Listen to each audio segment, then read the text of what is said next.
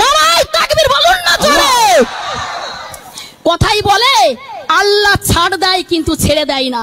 প্রত্যেকটা ধর্মে একতা, ঐক্যতা, ভালোবাসা, মিলন বন্ধনের কথা লেখা। নারায়ে তাকবীর, নারায়ে তাকবীর, নারায়ে তাকবীর। আমরা এই ভারতবর্ষের মাটিকে রক্ষা করার জন্য যদি আমাদের হিন্দু, মুসলিম, শিখ, ঈসাই প্রত্যেককে রক্ত দিতে মাটি আমরা ভিজিয়ে দেব, তবু আমাদের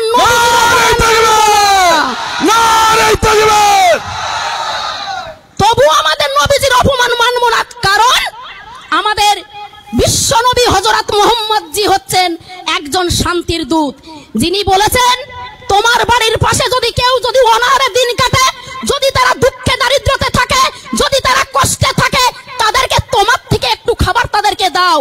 একেই বলে নবীজির আদর্শ।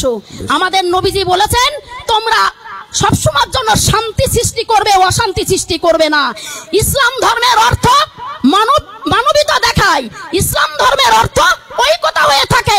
ইসলাম ধর্মের অর্থ প্রত্যেকে একতা ঐক্যতা হয়ে পথ চলতে শুরু করে। ইসলাম ধর্মের এটা কিন্তু অর্থ না যে মারকাট করো, লড়াই করো, অশান্তি করো। আরে রাম ভক্ত হনুমানরা, তোমাদের জোর আর বেশি দিন নেই।